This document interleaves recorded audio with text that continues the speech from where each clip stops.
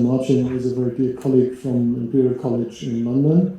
He has worked with Patrick Bolton on these subjects, and well, he actually started off with Harrison Hong, writing a very influential paper on the SIM premium, which basically says that if you want to invest in tobacco and other SIM stocks, investors expect you to pay extra because then they hold their nose for investing in these things. And he then took with Patrick this idea to carbon emitters, and they've shown that actually, at least prior to last year, people did hold their nose when investing in high carbon emitters, requiring a larger premium, essentially, thus raising their cost of capital.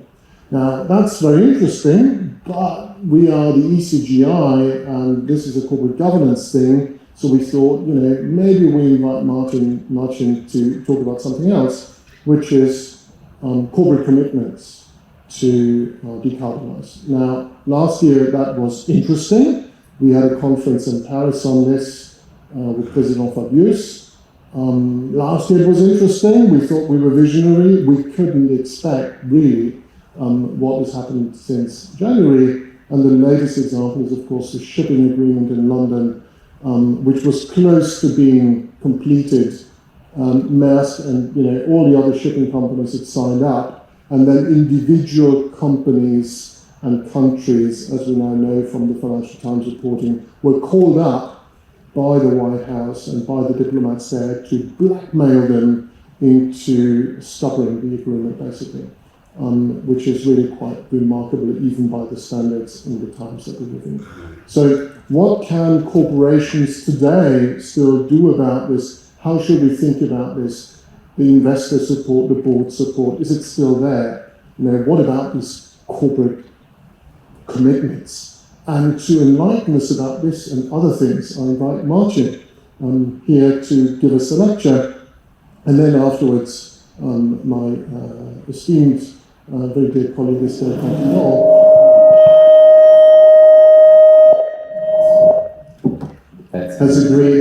has agreed to comment on the lecture, and then we open it up to general discussion. Marcin, thank you very much.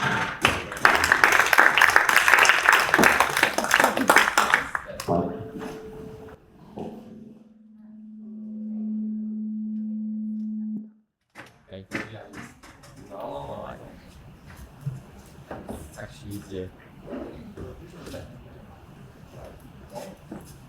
Hello. Maybe. Oh, perfect. All right. It's not the first time I'm giving a presentation, but always learning.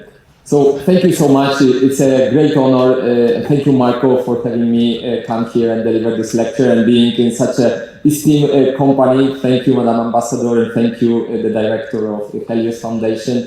I was worried that you are going to mention everything that's important about decarbonization, so there won't be much left for me to actually talk about. But hopefully, I can inspire you with a little bit more details in terms of where we are and where I see things progress. And I think Marco said it right. These are actually interesting times. And sometimes interesting times are important because they actually bring new ideas. They actually make us think out of the box. And maybe some of the reason why this lecture potentially could be helpful is for us to actually start thinking a little bit more about how we should change the paradigm such that we can navigate various political hurdles that this issue actually attracts. And the issue is definitely very important. I think this slide has been present in 90% of the presentations I have given, and I think it's a slide that I will probably continue reusing for as long as I actually keep thinking about this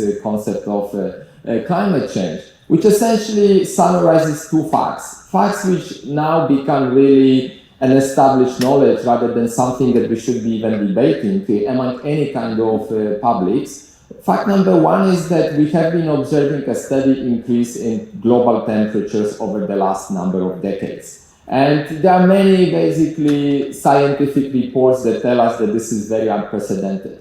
The idea that temperatures have been actually changing in a very kind of long span of time, it's not a particularly earth-shattering idea. This is a natural cycle of how the planet and everything in geographic space moves. But the fact that we are observing this really sudden change in the speed with which the temperatures are actually increasing is something that cannot be actually explained by natural causes. So the second part of this picture is essentially the idea of what causes this. And scientists, and this comes from IPCC report, tell us that essentially if you wanted to look at different kind of measures of what we call the greenhouse gas emissions and try to predict this pattern of changing temperatures, pretty much close to 100% of the variation in this pattern of temperature can be explained by the human activity. And this is very stark. I mean, to many people, there is still this kind of notion that maybe this is about volcanoes, maybe this is about the solar activity.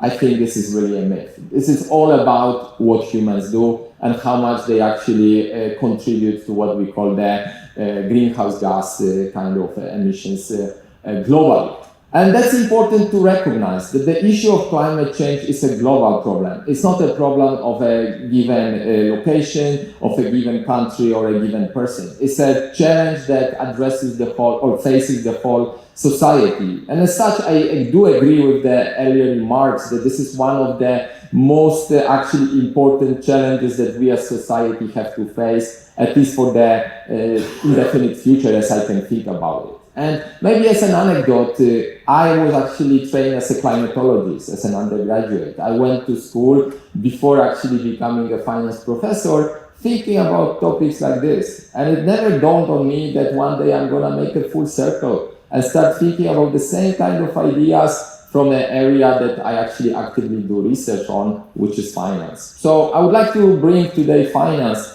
and try to give you a little bit of a perspective of how we should think about science and what it is that we can do to actually help this particular problem. And the story is very simple, and Madame Ambassador has already mentioned together with the director of Mr. Luke, that there is one word that essentially is the big word to talk about, which is the word called decarbonization. Decarbonization is the essence of the problem. If we want to at least get a chance to address this climate issue that we are facing currently, there is just one thing that we need to achieve, which is try to reduce emissions, possibly to as little as possible. So this notion of decarbonization is really the kind of catch-it-all word that we all have to embrace when we talk about the climate change.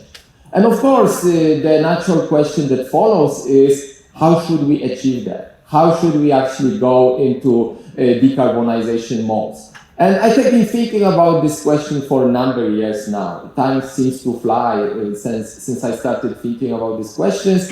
And then, of course, there are many different directions in which we can think about it. To some people, the solution is technological. People like Bill Gates and others think that that is the only way in which we can actually solve the climate problem is through innovation, coming up with technologies that are going to actually do something. To some other people, the issue is social. We need to change the way how we live lives. Maybe we actually consume too much. Maybe we are actually doing harm to the nature by ways how we are actually interacting with that nature.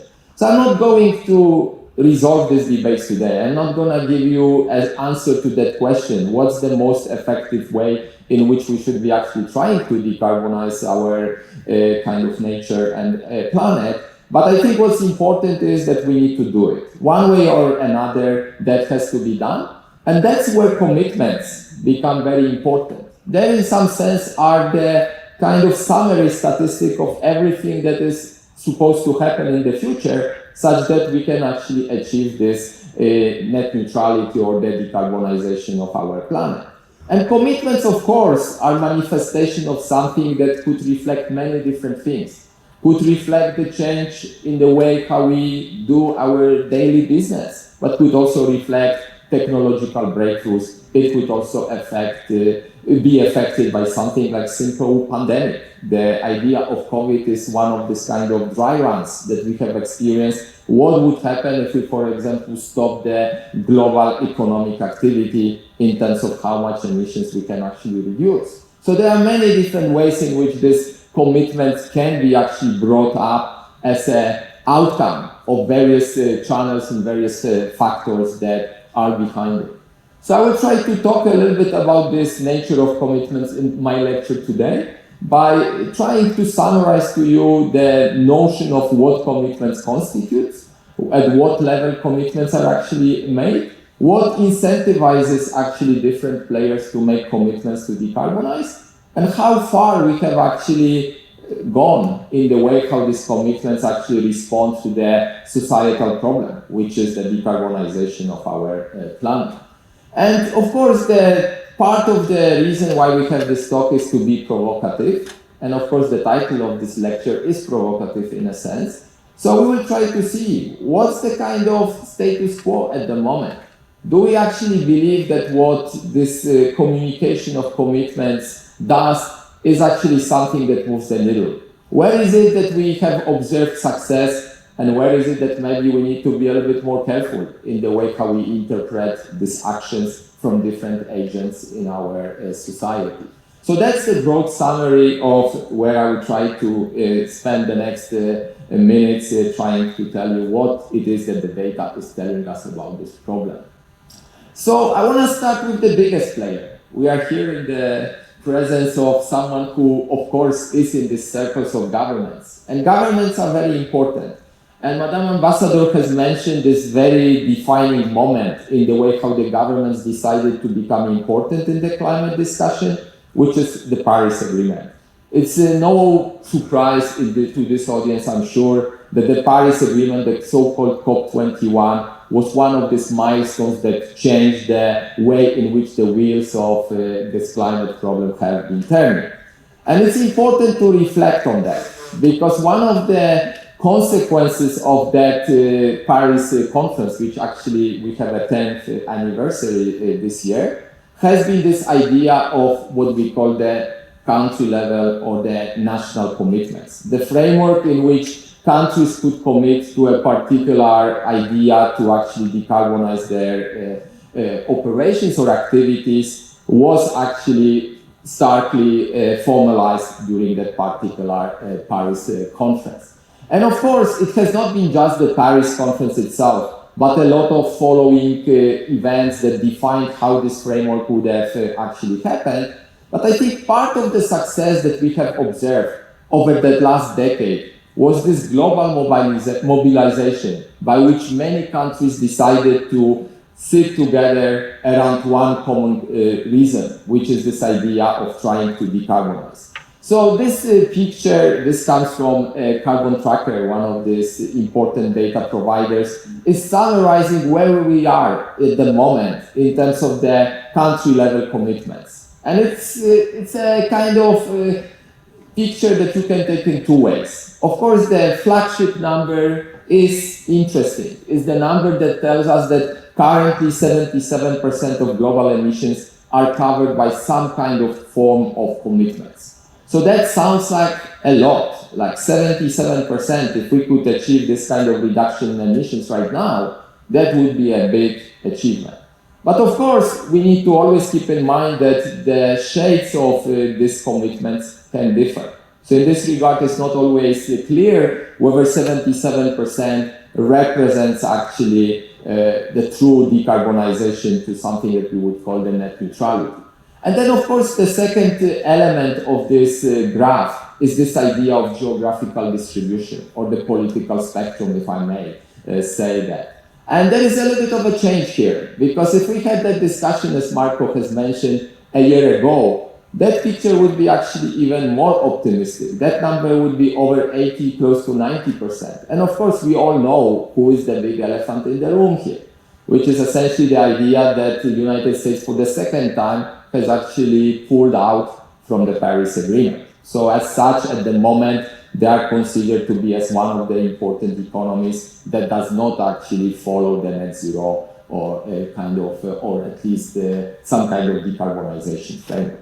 But nevertheless, I want to take it as a potentially positive spin. The fact that so many different countries from so many different divergent interests are coming on board and try to actually do something about it could potentially mean that the success could be there. But what's important for us to recognize at this point is that this is not just the country level action. I tend to mention when I talk to my students or to other people when I talk about the climate, this idea of a convenient kind of player, which is the government.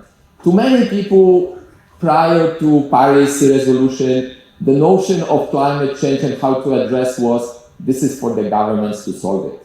The beautiful idea of a carbon tax, so-called carbon pricing framework, to some extent was too beautiful to actually experience. Why?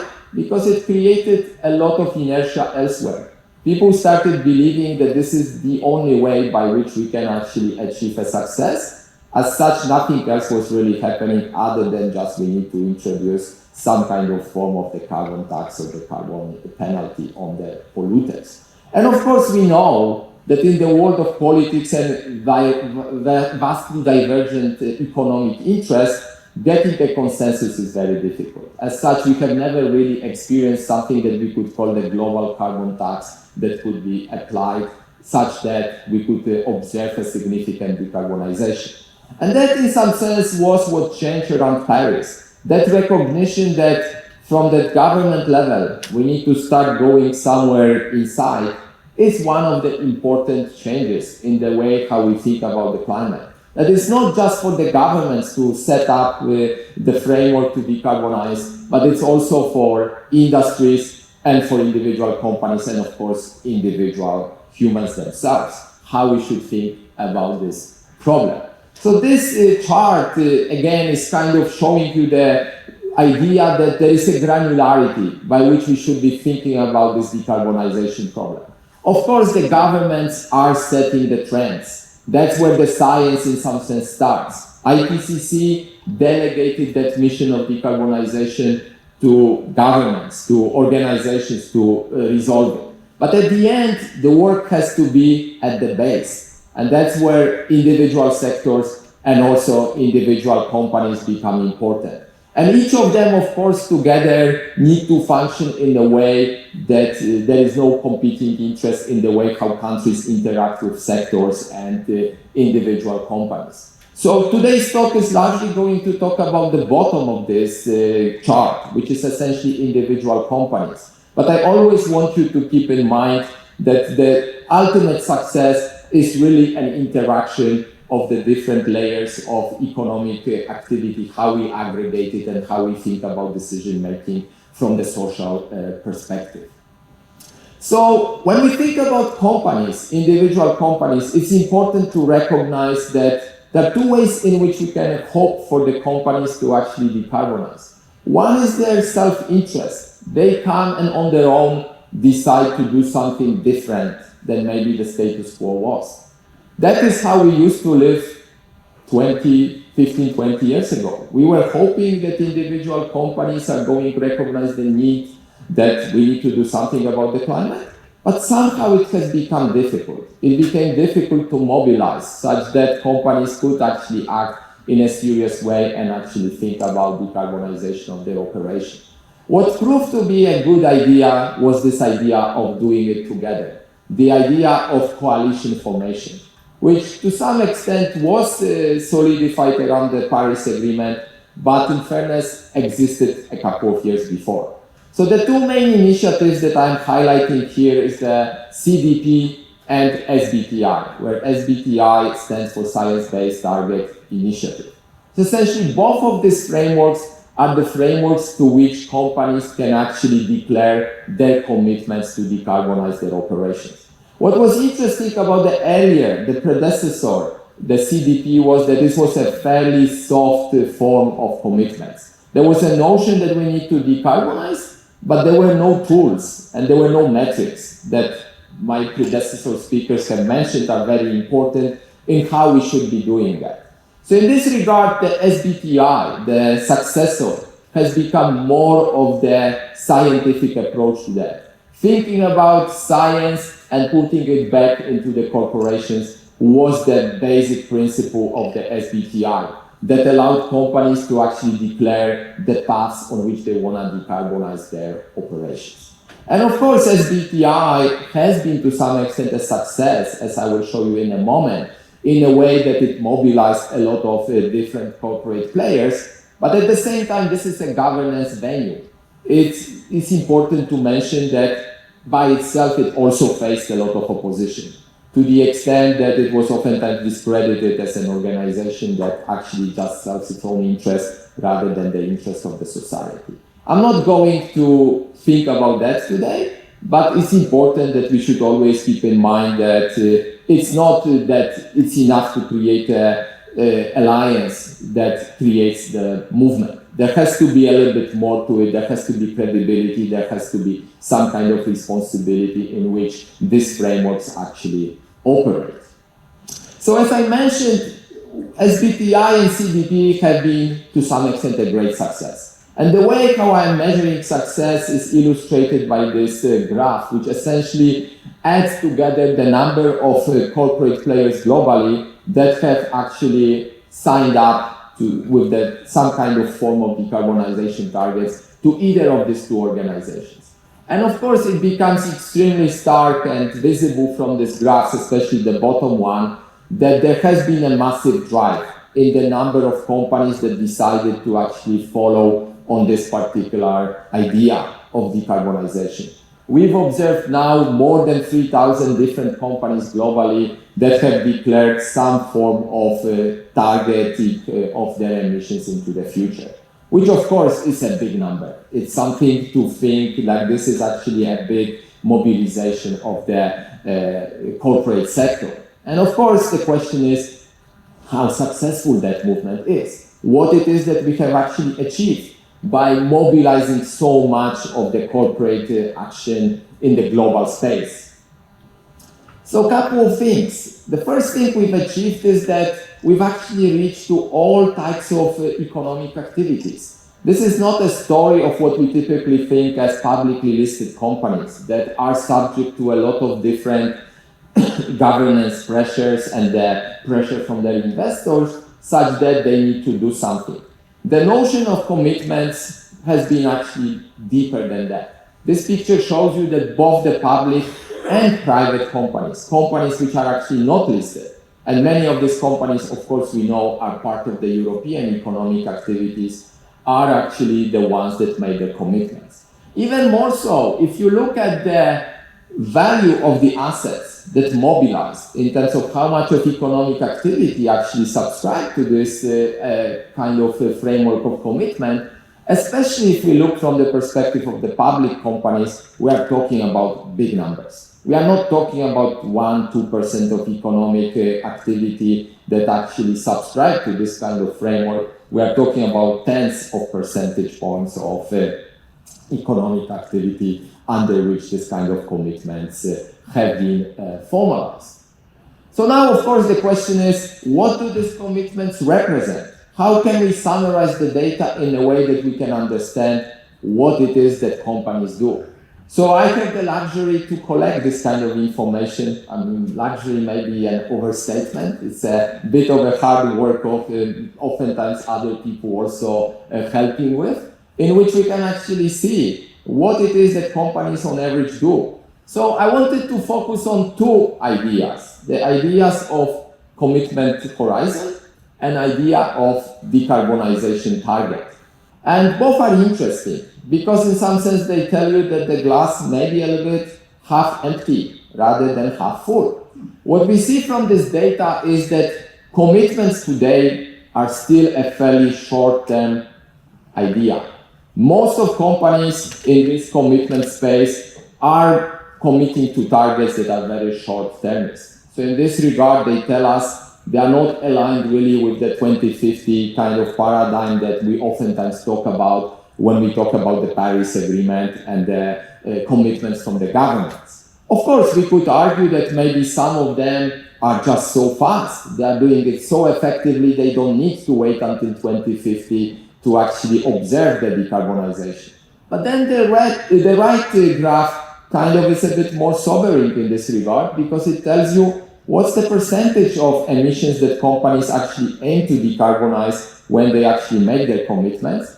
And you see that the fraction of companies that actually commit to 100% decarbonization is fairly small. We are talking about only a small percentage number of commitments, which actually are what we call full decarbonization of the operation. Majority of the decarbonization commitments are commitments that are lower, basically digit type of commitments, 10, 20% decarbonization in the next kind of horizon that is being specified in the left picture. So now, of course, this is not yet enough. I want you to, again, get your mindset into what the problem is. The problem is an aggregate problem. The problem is a problem of the global society.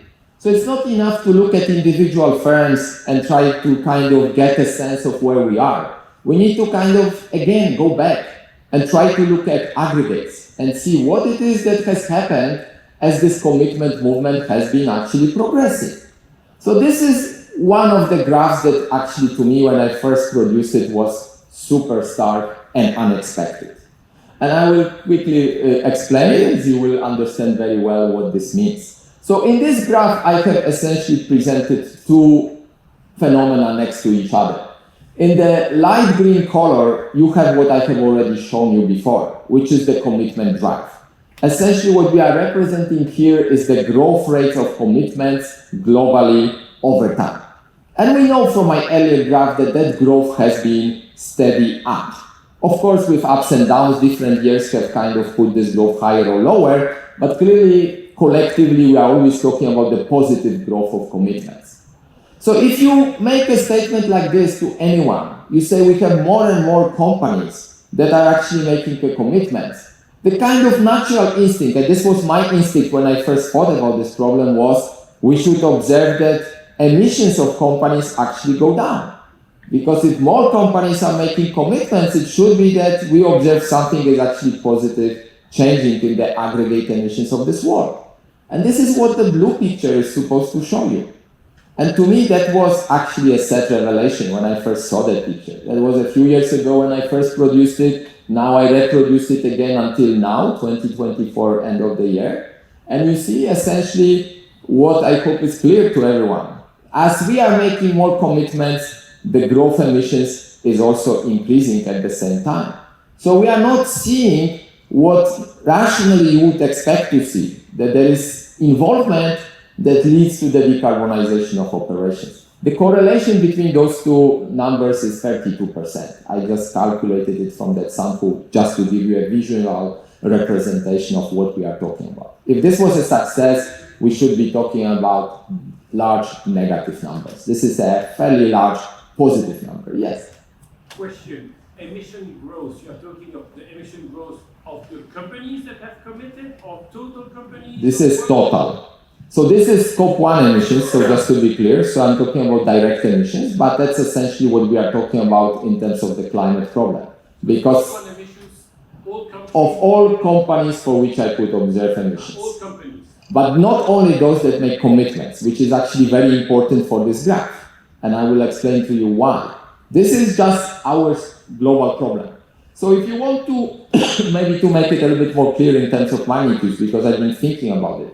If you want to think about how much I have covered here in terms of the total, we are talking roughly about 70 to 80% of the global emissions. So when we look at IPCC numbers that typically tell us we are talking about 40 gigatons of CO2 equivalent per year, that's how much the global economies currently produce. We are talking here about numbers which are in the low 30s, upper 20s, relatively speaking, okay, depending when the data is measured. So we don't observe everyone, clearly because we don't have measurement of everyone, but we are observing enough such that if these two patterns coincided with each other, you would expect at least that there is something that reflects that commitment movement, okay? Yes? Why did you choose in your blue curve emission growth and not just emission in nominal figures? I could, but essentially to me the story was more about the trend. I was more interested to understand what's happening in terms of trajectories of where we are going. If we are observing that there is an increase in a particular phenomenon at one point, I was hoping there will be a decrease in another phenomenon at the same time. Of course, we could put levels to that the levels are not going to tell us a very different story, in the sense that if the growth rates are positive, that has to translate that emissions are also larger. And we know that over the last decade or so, emissions have slightly picked up. We talk, I think, about 8-9 years ago, we were at the lower 30s gigatons globally. Right now, we are close to 40 gigatons. So that tells you that at the global level, emissions have been actually going up. The last few years, to some extent, have been a little bit better for the society, in a sense that at least the numbers have stabilized somewhat. These days, when you look at the year-by-year values, we are talking about increases which are just roughly 1 gigatons at most of CO2 increase. But still, we are not talking about reductions. We are talking still about the upward sloping trend. Sorry, just two quick questions. I mean, one is the emission that you cover here does include the Chinese and the sort of Asian countries that are at the moment the major drivers of growth, emission goals. And the other, if you could just explain one more time, what exactly do you measure when you say commitments? I mean, I didn't fully get that. I mean, if a European company emits less because it has to buy ETS allowances, it emits less because there's a price. There's no commitment. Right? Yeah, sure. Of course. So, as I mentioned, I just focus on one specific aspect of, let's call it corporate governance, in the way how the companies internalize their climate concern. It doesn't mean everything. Commitments are a very specific framework by which companies associate themselves with a particular framework. As I mentioned, CDP and SBTI are the two frameworks on which I have zoomed in. I'm only talking about those two. I'm not talking about any other kind of frameworks in which companies could actually potentially do it. But keep in mind again, I think the numbers are very stark. When I showed you the aggregate numbers, how many of these commitments have been made in these two frameworks over the last decade or so, that's exponential growth to some extent. Maybe not exactly exponential, but it's clearly more than linear in a way how this has moved. So, yes. So I had a question actually in line with the last question.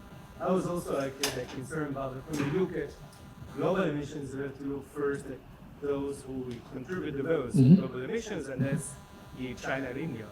So I understand they are excluded from the sample. They are not exactly, because I have a sample of global firms, and among others, China is actually fairly covered. I mean, again, subject to all sorts of data limitations we typically have, but it's not that China and India are excluded from this. They are not. In fact, if you aggregate the numbers up, they represent a fairly sizable size of this population. Okay, so China, for example, like they committed for zero neutrality in 2050, but they're supposed to peak only in 2030. So if they are increasing emissions now, they can meet their commitments.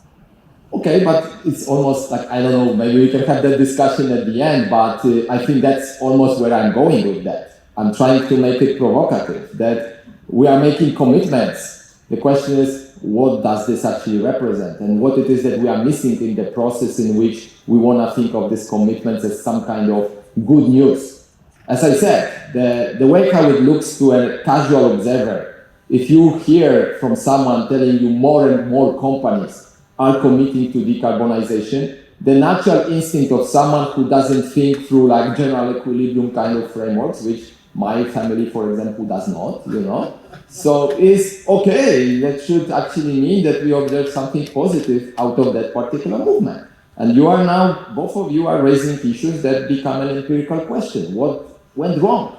That picture is opening of the slew of questions. What went wrong such that we don't see these two things connected with each other? That's the kind of, and it's a very casual motivation. It would get rejected by every journal that I would post it at because there is no identification. I'm just showing you a simple correlation.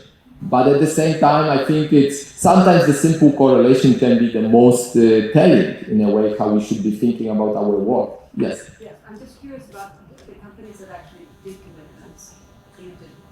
What is their trend? I'm gonna go there next. Absolutely. That's a fantastic question. So you are reading in my mind. Exactly. So for now, I just want you to think of as an aggregate pattern. There is a movement which has as an inspiration a process that we call decarbonization. In aggregate, when we look at these two patterns together, there is no evidence that would suggest that this is an effective movement. And now we will start asking questions, what is responsible for that? Like, why is it that we don't see that? So the first thing is exactly Madam Ambassador's question that I want to answer. Maybe the story is about committing firms themselves. Maybe they are the ones who are in some sense lying to us. They make commitments, but in the end, we don't observe that they are doing anything right. So in this graph, I have summarized the data. This is like the best I can do. I typically show tables, so this is the first time I produce this kind of graphs, which shows you what is the average reduction of firms in emissions 1 year and 3 years into the future from the time when they make a commitment, on average, across all firms that make commitments for which I observe the data on the emissions. And you see actually something that looks positive. You think like these companies actually do something that they actually declare they want to do. They do actually reduce their emissions in the subsequent period. Again, I'm not going to engage in the question of magnitudes. Is it a lot or is it a little? In fact, we are going to get there a little bit later today. But at the moment, I just want to focus on the direction. I hope it is clear to everyone. There is something positive potentially happening in a sense that these emissions indeed go down. So maybe there is some other elephant that we need to embrace, and this is the elephant that is kind of key. What this is actually telling you is what is the profile of companies that actually makes commitments. And this is where this will now become clear why the previous two charts that you all asked me so many questions on are actually potentially counterintuitive. When we look at who actually makes these commitments, we quickly learn that these are more likely companies that have low emissions to begin with. They are the ones who come and make the commitments. And of course, now you can connect the dots.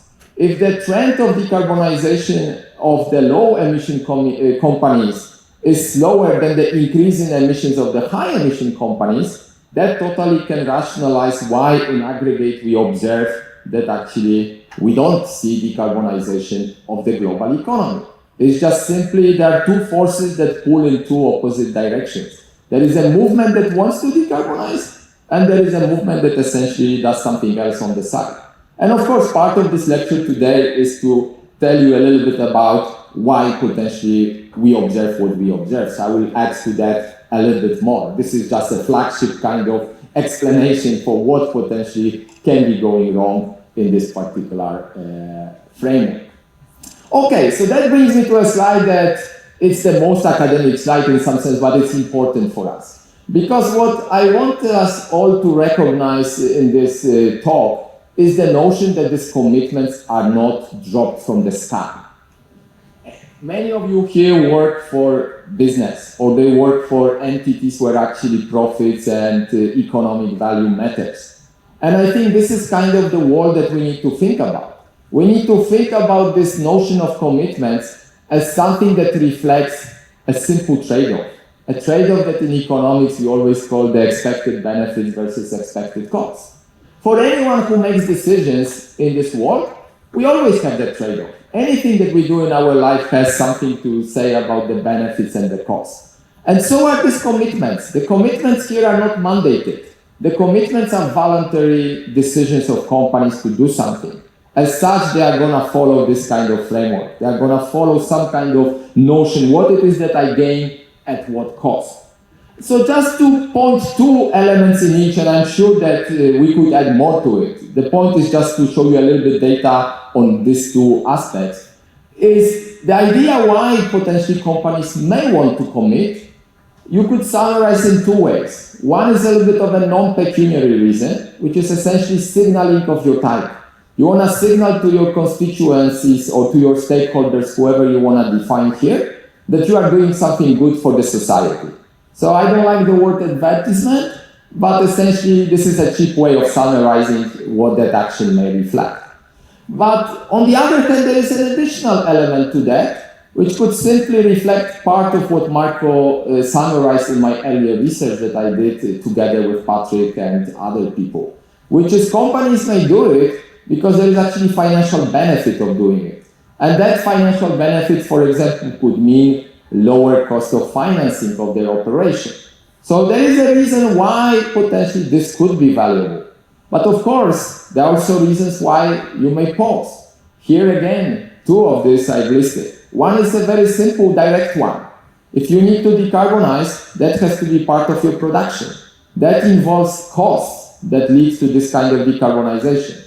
Every company is going to actually think about what these costs are when they actually make these decisions. But then, of course, there is, again, the soft kind of penalty here, which is important.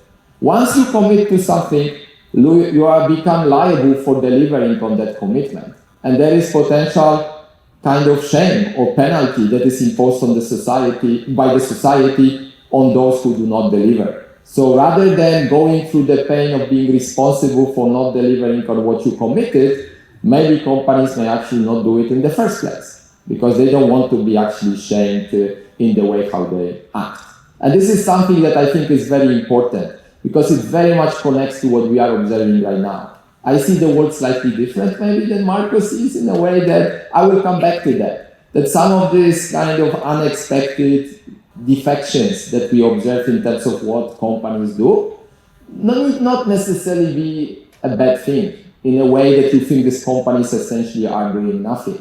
It could simply mean that they're just going off the spotlight. They just don't want to be seen as someone who can be basically stigmatized, and they can still actually continue doing what they are doing even before. Again, this is my kind of positive spin, and I'm generally a negative person, so this is the best I can do in the way how I can see that particular phenomenon. So let me show you a couple of facts that relate to that trade-off, so that you see that that potentially could matter.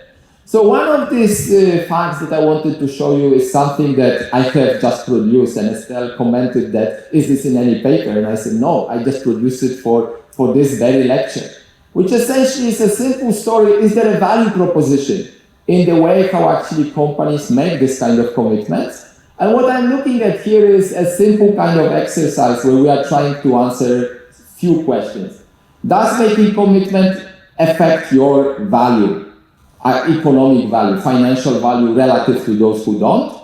Does greenwashing actually do anything to your value?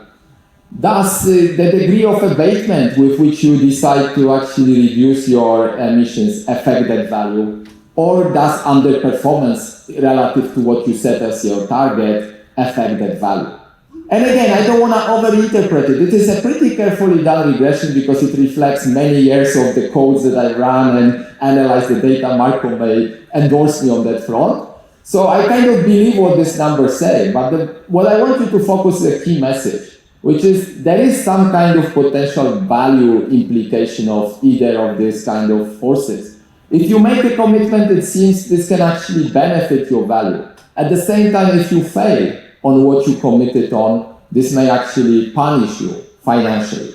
So these are the kind of forces which are interesting here because they tell you that there is something at stake here, that you better be right when you make this commitment in terms of what's going to happen next fall. Yes? I just want to make sure I understand abatement.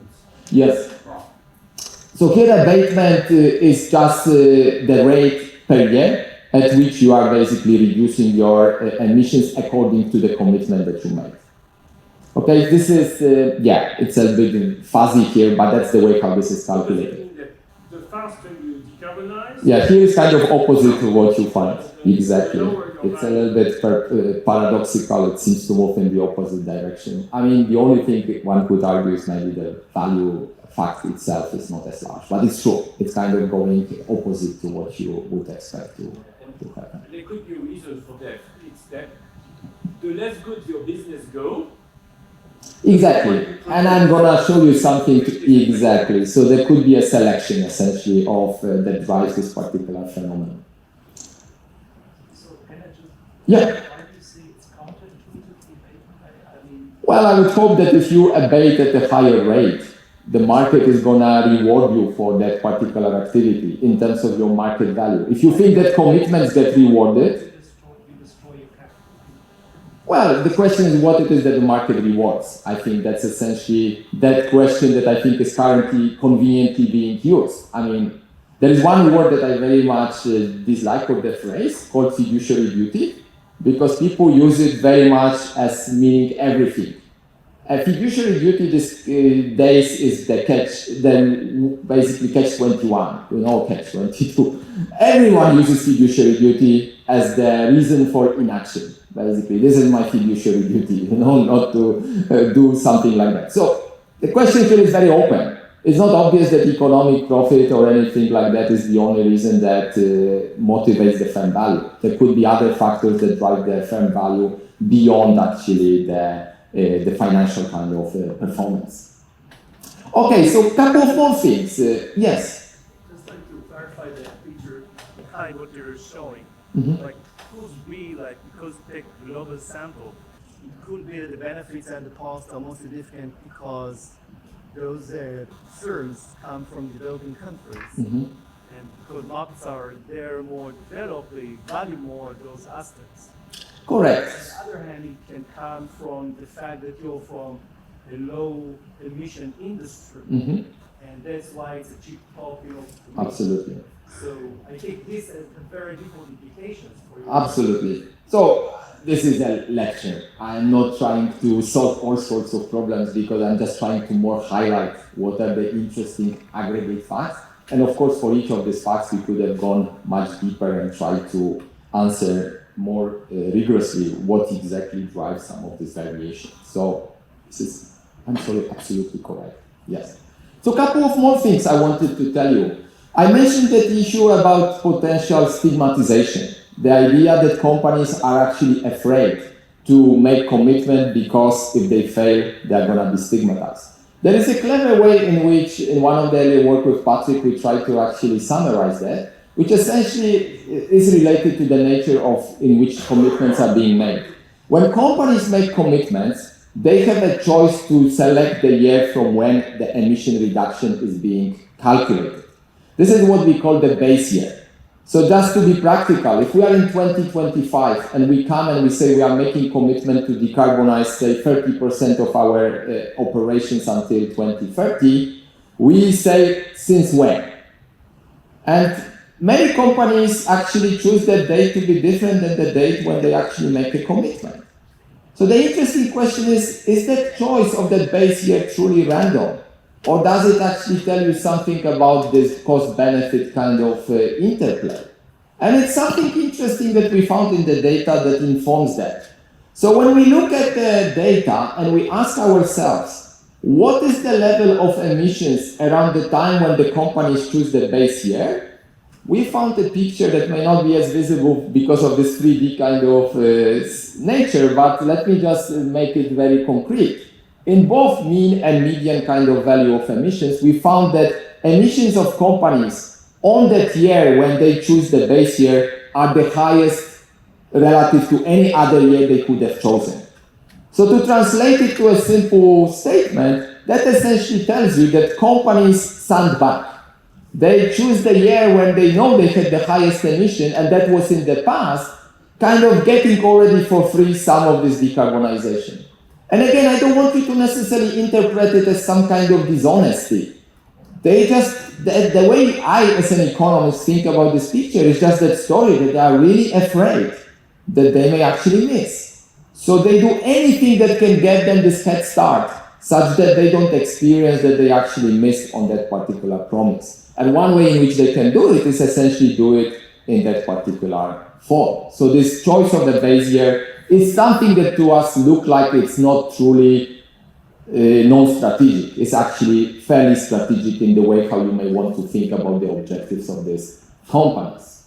So a couple of more things, and this is more in the spirit of the title of this presentation today, which is the question, how have the firms so far delivered on what they actually promised? So this is a little bit of a difficult question to answer because we are mostly talking about active commitments. So think of it that companies still have the time over which they actually decided to decarbonize their operation. But what you can do as a simple thought experiment is kind of impose a simple linear kind of function that tells you what is the rate at which you should be decarbonizing your operation if at the end you should achieve what you have committed to. So of course, you could argue that that slope could be nonlinear and that analysis could be flawed. But it's kind of really perplexing to see how many companies are behind their schedule.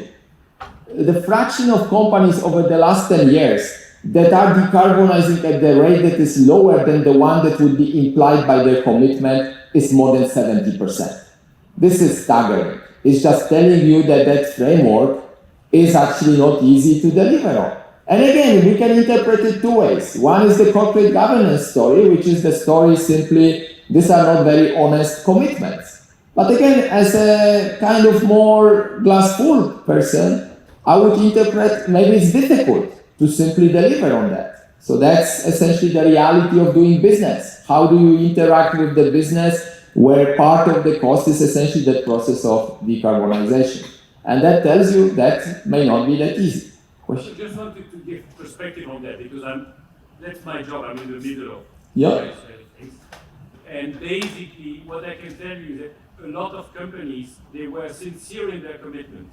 Mm-hmm. And they made the commitments. And then they realized how difficult it is. Yes. I've just done the commitment for the company I'm working with, and we've done it the other way around. We made the plan, and then we say, okay, based on the plan, but with the consulting firm with whom we've worked, they told us many companies, they made the commitment, something that looks nice, and they mean it. But then when they go into the detail, they realize, wow. And from our case, we've done competitive analysis, and actually we've deliberately chosen to be less ambitious than some of our competitors because based on the analysis, we've realized they are just going to be able to make it. Yes. Technology is not there. I think it's a great point, and I think it's important to put it a little bit into a context, which is a lot of when these commitments were made were times when it was actually fairly easy to make commitments, in a sense that the economic activity did not experience as many of these headwinds that it does experience now. I mean, starting with that, of course, unfortunate war that we have in Ukraine. So that's to some extent a reflection of that too ambitious in some sense setting that many companies put on themselves. And maybe to add to that, this is a little bit of a loaded picture, but I just make it very brief. This is very much related to the gentleman's remark. Essentially, what this picture tells you is a simple kind of two-dimensional comparison. If you think about different elements of what companies do and what is the percentage in terms of how much you miss relative to what you deliver, the first chart here to the left essentially speaks to your point. Companies which have higher growth of sales, essentially you could interpret it as companies which have a lot of uncertainty in the way how they do business, are the companies that are significantly more likely under-delivering on their basically commitments relative to those who have much more predictable path of sales into the future. And then to just add to that, companies which actually set the target here to be much closer, they under-deliver much more, maybe not so surprising because of the way how this is being calculated. Companies which have higher indirect emissions, the scope 3 emissions, they are more likely to actually under-deliver. So you may argue that that's a much more complex kind of production network in which these companies live. There are some other dimensions like a size or book to market on which this does not seem to matter. But I think again, the way I want you to think about it maybe a little bit counter to the governance kind of spin is that this could be simply a rational kind of reality for these companies. The environment in which these companies oftentimes operate could be something that makes it difficult for them to deliver. So now I want to switch a little bit. I believe, can I have like 10 extra minutes? Yeah. I wanted to switch and now become much more governance focused in a way that we are here partly because ECGI is an institution that thinks governance is important. And in the context of this commitment framework, there is something to be said more specific about that governance aspect. And what I have in mind here is an external governance that could be actually imposed on companies that actually should decarbonize. And this is the governance that is going to be imposed by some financial intermediaries. Here specifically, I'm going to talk about two types of intermediaries. One is the banking sector, and the other one is asset management sector. If you think about both of these sectors by themselves, we typically don't think of them as high carbon footprint operations. Of course, these days we can argue they may do a lot of ChatGPT, etc. So in this regard, it may be that they contribute more and more to our carbon footprint, but in a standard way, running a bank or running an asset management company does not get associated with that particular footprint activity. But of course, what is becoming important about those players is that they are very central to how actually economic activity is being organized globally. As such, they have actually ability to impose a particular discipline on those who actually are responsible for this particular emissions. And here I want to talk about frameworks that both banks and actually asset managers have in some sense created. The framework in which banks have actually tried to emulate this notion of commitments have kind of started from a simple SBTI framework. There was a number of banks that actually did subscribe to SBTI with the view that they want to follow the Science-Based Target Initiative, and we can have a different interpretation on what that means. Subsequently, this has got converted into something we call the Net Zero Banking Alliance. And then simultaneously, we also had asset managers, which in parallel created something that we call the Net Zero Asset Managers Initiative and Net Zero Asset Owner Initiative. All of this together, essentially, one could summarize as an incentive for the players with whom they interact to decarbonize. So in other words, the borrowers of the banks would be the ones who would be pushed by the banks to decarbonize. The asset holdings of the companies that are being held would be potentially shunned from the companies if these companies actually have high carbon footprint. And what's interesting about these initiatives, and this is where I think current times are very important, I wouldn't call interesting, very important, is that a few years ago, we would argue that this is like the new blood that we need to actually get to where we need to be, because they were so central, they were growing very fast, and importantly, they were globally active. It was not just a matter of Europe versus everyone else. It was literally everywhere. And this year has kind of changed this paradigm a lot, in a sense that the initiatives themselves, at the very least, have been put on pause, or some of them have been actually pretty much discontinued. So, as an example, for example, Net Zero Asset Management Initiative has put a pause on its activity in January 2025. And again, I'm not going to give you the reasons why this happens. We all can come up with our own reasons, but important for us to understand that this is what, in some sense, has been happening. So I just want to tell you what is kind of potentially a cost that something like this may disappear from our action. So I want to show you a couple of facts from some of the research I have done, and that will conclude my talk. So the first one is evidence from banks. So I have looked a number of years ago at the early onset of these bank commitments, which at that time were essentially SBTI commitments. I identified 22 large global banks that at that time made commitments. Interestingly, at that time, no US bank had made a commitment. That was not necessarily a problem because you had banks like HSBC, ING, BNP Paribas, which were kind of global banks. So in this regard, you could argue that they still have quite a lot of pull in the way how they affect economic activity.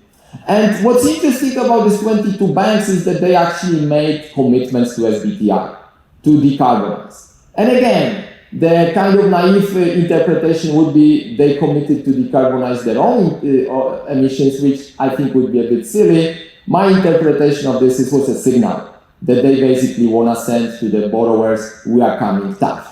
So I took it to the data and tried to see what did it actually show us about what happened after these banks made the commitment. So again, this may be a little bit of a not a typical graph you see in your daily operation, but I will explain it very clearly. What we are seeing here on the left picture are operations related to banks that made commitments. In the right picture, what we call a control group. These banks on the right side have not made commitments. And what I'm looking here at is the lending activity relative of companies that have high emissions versus low emissions by two types of banks, committing versus non-committing. And what you see clearly, I hope from this graph, I hope this is clear, this was clear to me, is that the companies that were exposed to committed banks following the commitments, experienced the reduction in their credit. They actually were able to access less debt in the public markets prior to what it was before, relative to companies that had low carbon footprint. You could argue that maybe something happened in around 2015 and that's why this has happened, but that's why that right picture is useful. Because it shows you that if you look at any other banks that did not make a commitment, which means other companies that had involvement with those banks, these companies have not actually experienced a similar shift, which kind of suggests that there was something about the banks that made the commitments rather than some kind of generic trend that has happened. I briefly want to kind of summarize two facts which became stark to me from that particular evidence. So I hope I convinced you that there was some action on the side of banks. This table is loaded and please don't look at all these numbers. I just summarize it with one kind of sentence. What this table is telling you is that companies which were borrowers of these banks that made commitments did actually think of it as it helped. So essentially this is a simple story of financing constraints. What it is that companies do when someone basically imposes some kind of cost on them, and that someone here is a bank. And what we observed is that the companies acted exactly how you would expect companies to act. They reduced their assets, they reduced their leverage, they kept higher ratio of liquid assets, and they reduced investment. So all these kind of things you would expect if someone puts an extra cost or friction on you. That's what corporate finance does. There is no climate here per se. But what was kind of sobering and a little bit sad is what happened after. You could ask yourself a question. If the cost was related to the fact that these banks actually felt you needed to decarbonize, the next step would be, did these companies actually do that? Did we observe that as a result of this pressure that the companies clearly interpreted as important, the companies subsequently reduced their emissions? And the short answer is no. We did not observe that. What we did observe, and this is corporate governance fact number 2 for tonight, is that actually they started signaling that they are environmentally friendly in a soft way.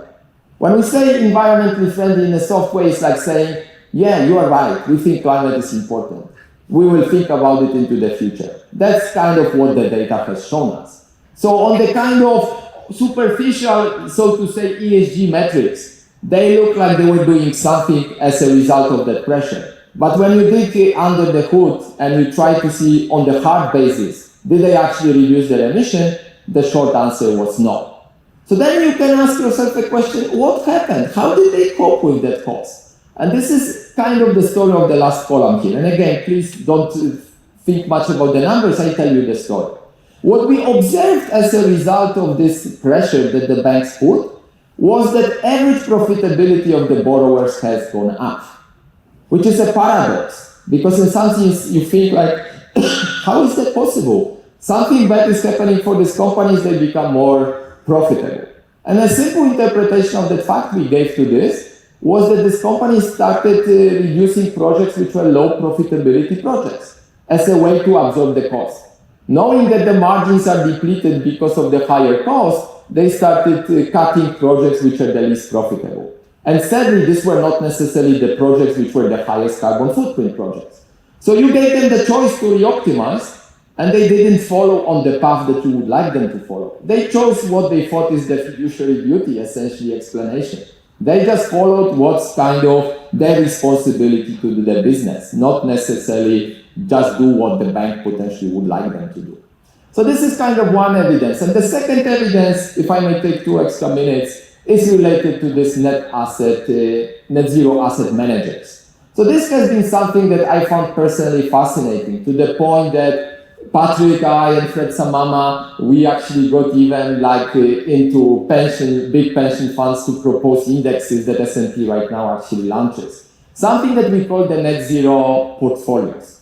So essentially, just to summarize what this graph is telling you, and this is all you will need from me right now, is the left graph is just repeating what scientists are telling us. Scientists have been telling us repeatedly year over year that we have what we call the fixed carbon budget.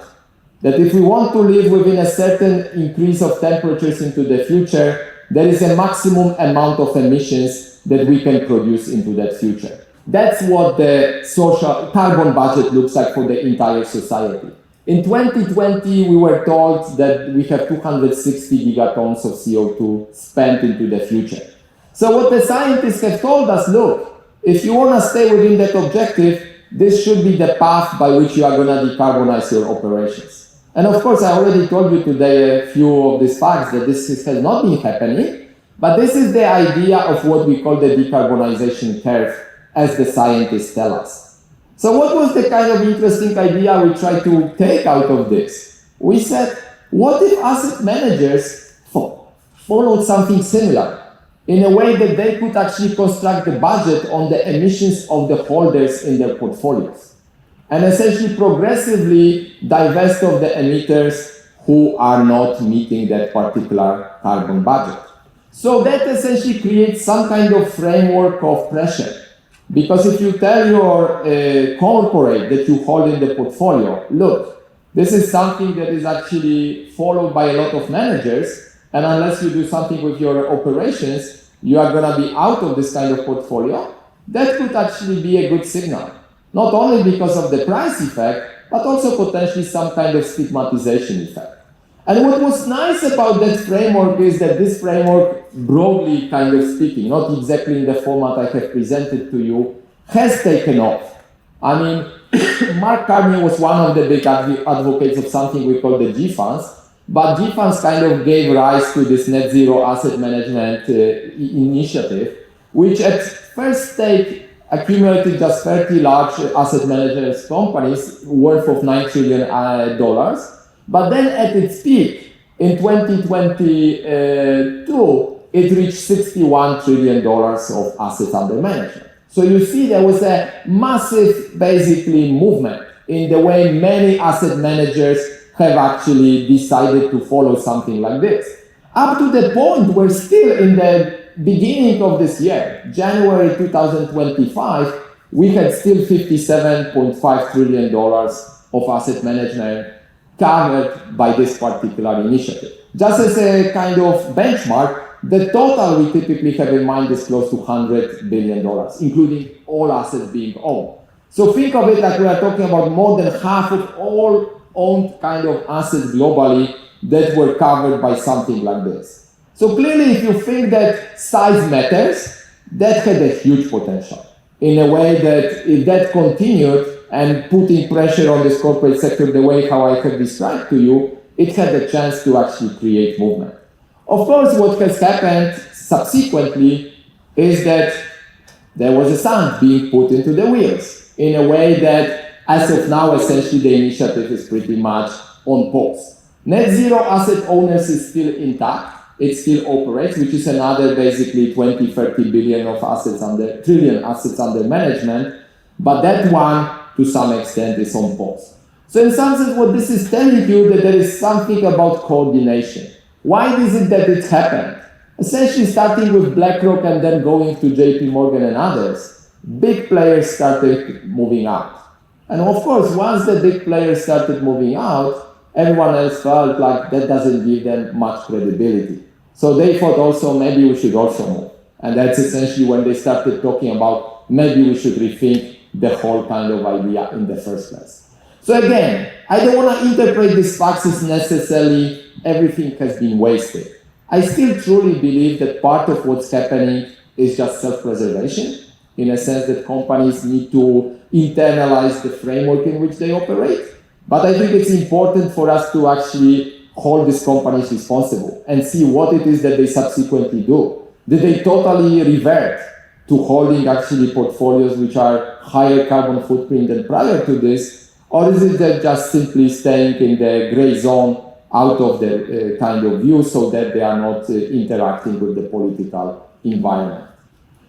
So just to conclude, I just wanted to summarize that essentially just to take all of this lecture together, we want to kind of get a little bit of a takeaway of where we are. And this is again coming from Climate Action Tracker, the data that is actually very frequently updated, and I very much encourage all of you to look at it because it's very accessible, it's easy to actually analyze.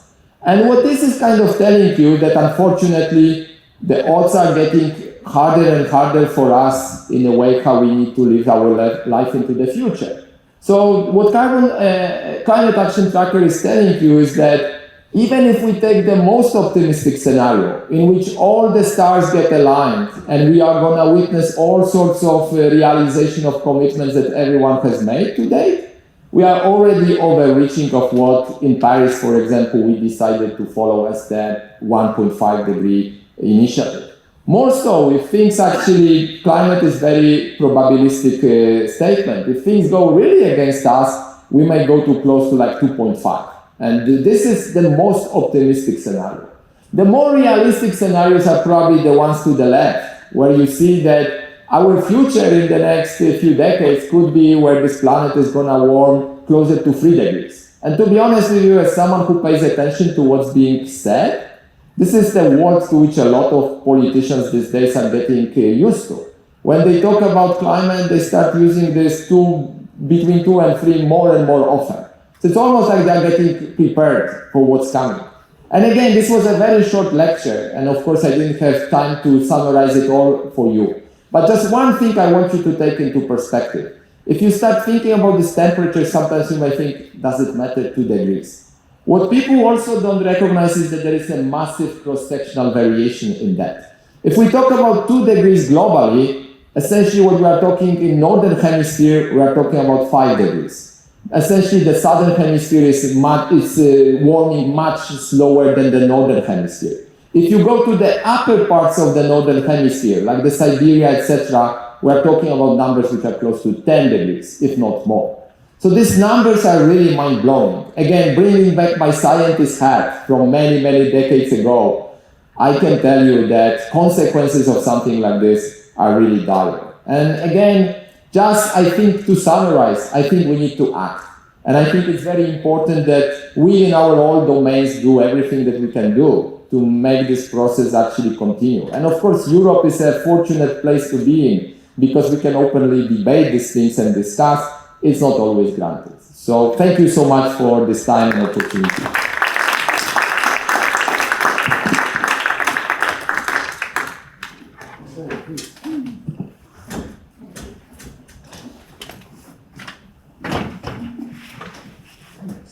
Thank you. All right. So I happen to be on the email list of SBTI, and I received an email on Monday from them. So I just wanted to share it before I share two of my comments. So 9 in 10 companies say science-based targets deliver positive business impact. And what's interesting, it's related to what Marcin has shown. So if you look at the list, what are these benefits? The first one is reputation. You had it on your slide. The second one is strategic focus. So that's one, you didn't have that one, but that's the second one. The third one is investor confidence. So that's, let me start with this. And then I wanted to essentially make 2 points to broaden a little bit the Marcin's lecture. Actually, the last slide that Marcin skipped is also about making pledges stronger. And so what I'd like to first say is that it's really important to understand that market transparency supports commitments. So it's not enough to think about commitments, not even enough to think about making what should be better pledges in terms of baseline, in terms of trajectory, is we need to have disclosure of this information. And in that area, we are just going backwards, right? If you think about in Europe, we had the CSRD, which had this first year of implementation this year. It's about requirements of disclosure by companies.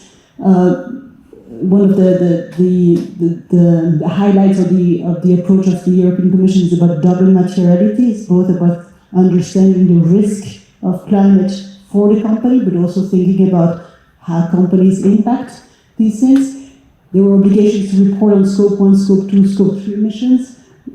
Firms had to report, disclose their transition plans, and if you know about the Omnibus regulation, the proposal on the table is essentially to postpone the implementation of this directive by 2 years. The coverage has been reduced by 80%, so in terms of the number of firms, lower granularity of the information. Maybe that's, there was probably a little bit of gold plating before, so maybe that wasn't too bad, but lower assurance standards for the information that's being reported, and so on. If you now go to the other side of the Atlantic, in 2022 in the US, there was this proposal, in this case by the Security and Exchange Commission, so this is about investor protection, okay? And so they had a plan to also require every company listed on an exchange in the US to report on their emissions and the physical and the financial maturity of climate risk, both transition and physical. At the time, in 2022, they even thought about requiring these companies to report scope 1, 2, and 3 if it were material. In practice, it was implemented with only scope 1 and scope 2, repealed a few months ago. Okay? And what's interesting is that you've got a third body here. It's not a public body, IFRS. They're not frivolous people either. These are accountants, okay? And they care a lot about making sure that the information that companies report is reliable for investors and other stakeholders of this company. And so they also introduced climate-related disclosure in 2023. It's mostly about financial materiality, and it's also about making sure that these firms report on scope 1, scope 2, and scope 3.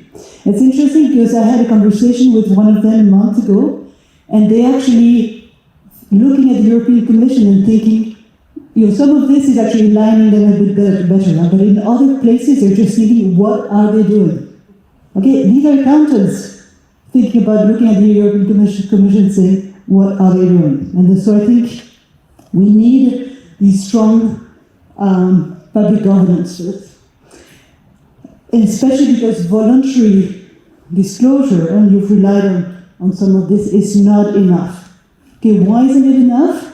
I've got here the abstract. You don't need to read it. It's a recent paper from a alumnus of the Brussels School, who's now a professor at the Swiss Finance Institute. It's on green science, and essentially the idea is the following: a lot of the databases on corporate carbon footprints, like TrueCost, is based partially on disclosed data, and some of this is about estimations. Okay. And what happens is that if you're a company and the TrueCost data tells you that your emissions are 1,000, although you know it's 900, you're going to tell TrueCost to correct their model. If in fact your emissions are higher than what they say, okay, so there's a lot of, and the effect is, by the way, the paper what they show is that the effect is quite sizable. If you look at these databases, the average level of underestimation of the estimates in these databases of scope 1 is 9%, 9% also for scope 2 emissions, and about 5% for scope 3. So the effect is quite sizable. And I think it is important to have legal obligations to report and assurance that goes with it. That's the first point I wanted to make. The second point I wanted to make is actually in echo with what you said. You've mentioned coordination, and climate is indeed a coordination game. The more companies act on climate, the more other companies will find it an interest to do those. I've put here a paper of my esteemed colleague, Marco, who's in some ways is one of these examples, but there's actually a bunch of theoretical foundations for this, very recent papers. I'm just putting the references here. And so it's really important to understand, and the mechanism can be different. It could be about tipping points because you need a critical mass of a deployment of technology, a critical mass of actors acting in a certain way that makes it happen. It could be about self-fulfilling beliefs. If you think that the future world in 20 years is of a special time, you'd better make those these investments. Okay, so different ways in which this coordination happens, but it's important to understand that it's a coordination game and that we each have our role into this. And once you understand the coordination game, you can also think about the economic governance to create that momentum. And I think the momentum today in Europe is actually not even the way a lot of politicians speak, is actually working against this kind of thing. So this is, I think, a call of action, because in some ways it's all of us that have a role to play in those narratives, in these actions. So it's about policies, it's about companies. Marcin has told about it. It's about us also when it's about when we teach, when we do research, and so on. And let me just stop here. Thank you.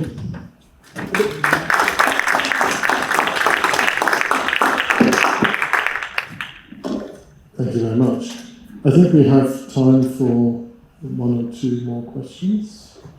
Does anybody have a comment or a question?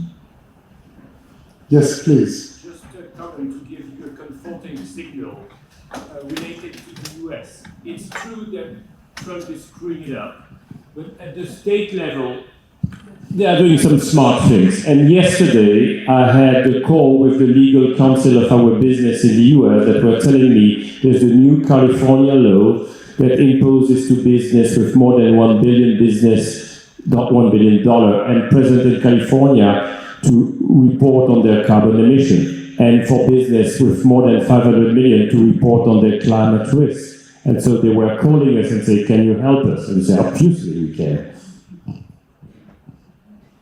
Yeah, I think we forget sometimes that the United States is no longer united, but that there are states, and hopefully California, is a large state, and that maybe things look different there. And there are more states taking following California. And the nice thing is that California is copying Europe, which is very nice. Because what we are doing in Europe as a global group, it can be just applied by the companies. I mean, in terms of using the GHG protocol for reporting. That's what I meant. Okay. Any other? Yes. Oh. Go first. Bring your microphone. An observation as much as a question. Well, one aspect which has not been mentioned tonight is the role of remuneration and incentives. And I was struck by the 3 to 5 year period that you referred to, which can often correlate with the remuneration target period. But also I am struck by, sadly, the fact that more and more remuneration proposals that are coming through are actually having the decarbonisation and the climate goals reduced or taken away completely. And finally, if I may, just on the in terms of the call to action, I'm a former institutional investor, now a non-executive, but I am getting increasingly concerned about the burden of compliance with disclosure regulations. Mr. Draghi has had his say on the burden around there. And I do think there's a balance to be struck, albeit a call to action is appropriate. Thank you. I think this is a great 2 points. In fact, in fairness, one of the slides I missed had something about executive compensation. That's my fault. I just wanted to save time for the discussion. That's why I skipped the slide. But on the second point, I hear that actually sometimes. I think that comment that you say that there is too much compliance is a fair comment. But I just want to give one perspective. And again, we may disagree on that. What I find interesting in the public debate is the statement, if you start requiring disclosure, that imposes extra kind of cost on companies to collect this information, etc. What I find a little bit uneven and asymmetric in that discussion is that no one is protesting, at least until recently, that companies have to do it in terms of earnings disclosure and in terms of many other disclosures they have to do. So if you really think that this kind of idea of producing numbers is such a really tough thing to do, then let's be just even-handed. Maybe we should follow what I recently heard from the Trump administration, that we should change the earnings disclosure from quarterly to annual. I don't know whether this would serve actually investors well, but at least we would be honest to each other that if this is such a high cost, it should apply everywhere that that cost actually is being incurred, not just in the sector where maybe it's inconvenient to actually disclose something. Thank you. If I could just come back on that, I am associated with the conference board based here in Brussels, and they have very recently published a report, I say very recently, this was in the last week, about whether comply or explain across the board is something that there is a need to have a discussion about as to whether apply and explain, which is, I do recognize the deficiencies that come with that you notice, but we've also haven't talked about, and I speak as a chartered accountant, the role of auditors in perhaps providing a check and a balance within the triangle there. I have a question about to what extent we can see whether the finance is really a tool for change or not, because it seems like there are different forces at play, not only finance but also corporate governance. There seems to be costs, reputational costs, financial costs, but not living up to your commitment. At the same time, financial sector also needs stability. They want a long-term, be able to give a long-term loan. Is there also a role for them to play in helping companies transition in terms of that, instead of just divesting, also say for asset managers? We didn't really talk about the gray zone there, like shareholder activism, transition finance. And I wonder to what extent the financial sector can really be a lever in that. And aside from that, with corporate governance, I wonder whether there's also a short-term, long-term challenge there. Companies seem to choose for the short term, like, okay, then we don't go for this commitment and we just focus on profitability in the short term, but maybe in the long term, in 10 years, 30 years, their company won't be there anymore because they don't get the finance and they don't have their economic activity anymore. No, this is a very good question, and of course I think it's an important one. I think in that discussion of green transition, we of course should give a chance for companies to respond. And I think some of the research I've been at least doing in the last part, which I briefly mentioned on Net Zero Alliance, has been to think of frameworks in which you can actually account for any kind of forward-thinking initiatives. But I want to kind of come back to one point, which I heard, and maybe it's useful for everyone to recognize, which is this comment I heard from some pretty prominent academics, which is essentially the comment of the sort, look, you have two types of companies. One is not polluting, the other is polluting. Why are we giving money to this green company if they're already green? We should give money instead to the brown one. And that's the kind of fallacy of the whole system, because we are penalizing these brown ones rather than actually giving them money. I think I'm partly sympathetic to that comment, but I think what people are missing a little bit in that whole idea is that there are externalities that green companies play as well. In other words, again, maybe Tesla is these days not the ideal example, but it's what comes to my mind, which essentially, if we think that Tesla by itself is a low carbon footprint basically company, at least in the direct emissions, and that's why we should not give money to them, we are ignoring the fact that actually Tesla creates massive externalities for a lot of other companies. So if that money actually can be used to decarbonize their production network, maybe that's actually not a bad spend money. So whereas for someone who is a bad polluter, you have a little bit of a higher hurdle to cross, because so far what you have offered to me are your emissions, not much more. Whereas at least that Tesla has actually offered something that has a tangible kind of translation into the idea of decarbonization. So I think at the very least what I want to say is I would like to caution this kind of narrative that we are starving the brown sector of capital, that we should be actually taking that money away from these green companies to give it to the brown companies. I think it's a little bit of a partial equilibrium view. I don't think it's the view that we should promote and think of it as a mainstream framework in which we should be actually doing the green transition.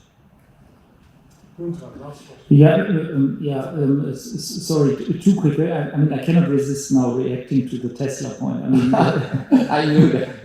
I mean, just to say, I mean, let's. I mean, if we do carbon accounting, I think we need to be very careful to look at the entire production of a product, right? And a Tesla, while when it drives has zero emissions, because if the electricity comes from green electricity, which is a big if. The production of a big Tesla car comes with very significant emissions. So let's be also honest in the carbon accounting that we have the whole life cycle of production. I mean, that's just a small comment. My comment more on your lecture was, or my question is, I mean, what I would love to see is sort of a global distribution of these kind of commitments, and where does it work and where does it not work. And what are the, and that comes perhaps to the sort of reporting cost issue. I mean, where are the sort of competitive distortions in the market between different countries, right? I mean, you mentioned, of course, the US very prominently at the end. And let's face it, I mean, we don't have a properly working carbon border adjustment mechanism. I mean, and what we will get in Europe is not working at all, right? I mean, it's going to be very, very incomplete. And it's probably not going to be applied against the US. It's my political prediction that I'm making here.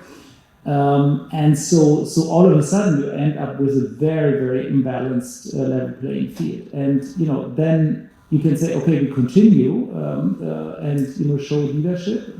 I appreciate that point.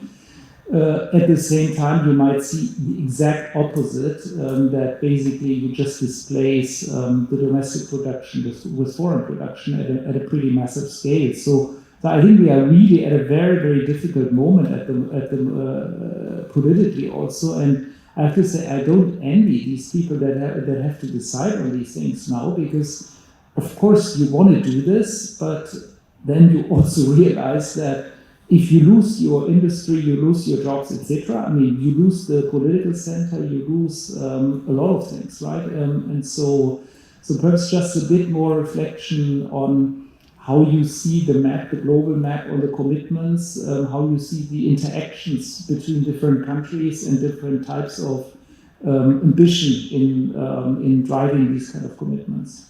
That's an excellent point. I mean, all I can say in a humble way is that the first part of the question, I actually have a paper where we dig a little bit deeper with Patrick in management science called Firm Commitments, where we try to understand how do these pressures to make commitments and decarbonize kind of distribute globally. And I think you do find what you kind of expect. So in this regard, I decided not to put it into my lecture, in a sense that Europe is clearly more honest in the way how it responds to incentives as opposed to, for example, North America.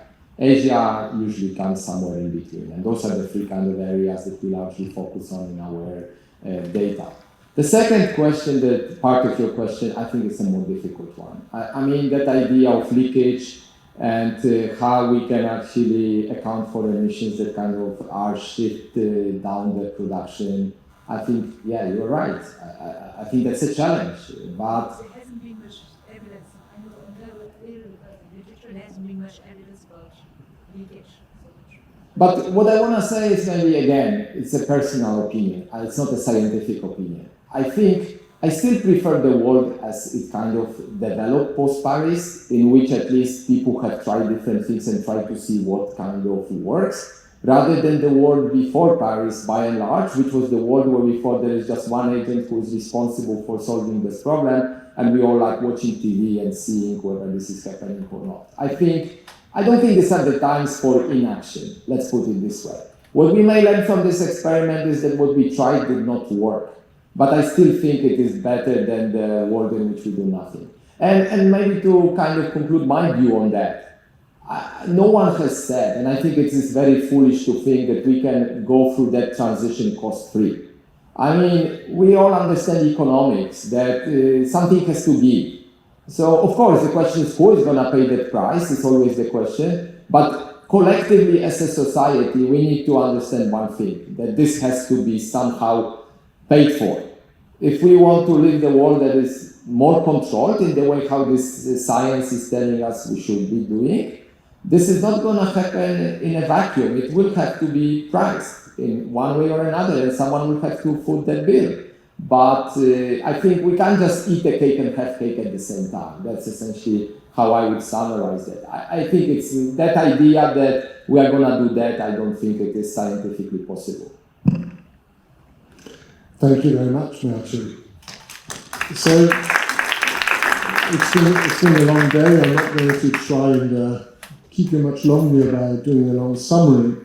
Let me just say in maybe 3 sentences what I think I learned. So, first of all, I think Marcin tried to give us a positive tone, which I think is good, given the times we live in. So, you can interpret this in many ways. I think one thing we heard is that it's actually hard to decarbonize.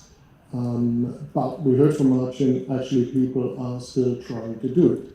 I think that's a very positive message. I think from your side, your policy charts, you can almost kind of say, well, maybe the fact that the European Commission is rolling back might get us to IFRS. The world can agree on IFRS, maybe that's actually a hopeful outcome.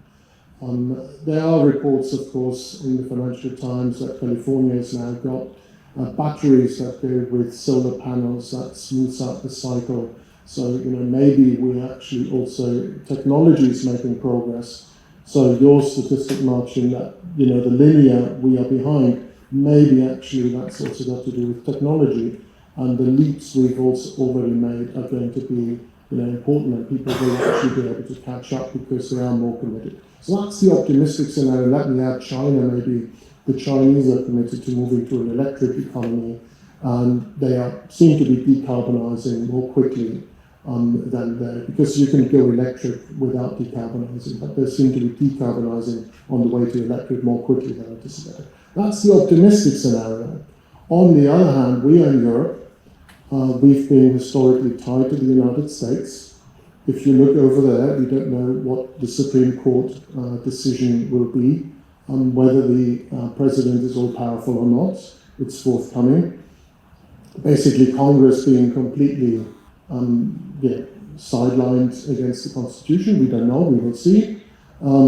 People say, Venezuela is actually not about drugs at all, it's about the oil in Venezuela. I don't need to tell you how many gigatons that is. So there is some negative thing, and the real risk is that our companies will say, we actually don't want to go electric, we have to do, go backwards and bring back like Porsche, the combustion engine and so forth. And the risk is China will go ahead and we will get stuck somewhere in the middle. And then in the end, the Americans will do their thing and we are basically neither here nor there. And that seems to be the real risk that as a continent we are facing, and we can only hope that our wisdom, corporations, maybe us academics can contribute a little bit, ambassadors who are a bit more forward-looking can help us actually get there. So with this, let me do a final thank you to thank, first of all, the school. The dean has arrived, Catherine Lyon. Thank you, Catherine, for hosting us. The team who's not here, Edwige and others who make these things happen. And then especially Elaine McPartlin, who's there, who's the CEO of ECGI, who makes everything happen. And on top of that, today is her birthday.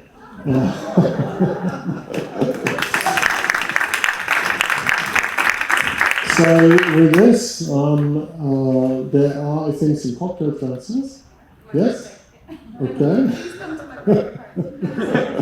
Elaine's birthday party. So join us, and then of course there's ecgi.global, okay, where you can find things like the one we did today and others, and hope to see you again soon. And let's stay committed. Thank you.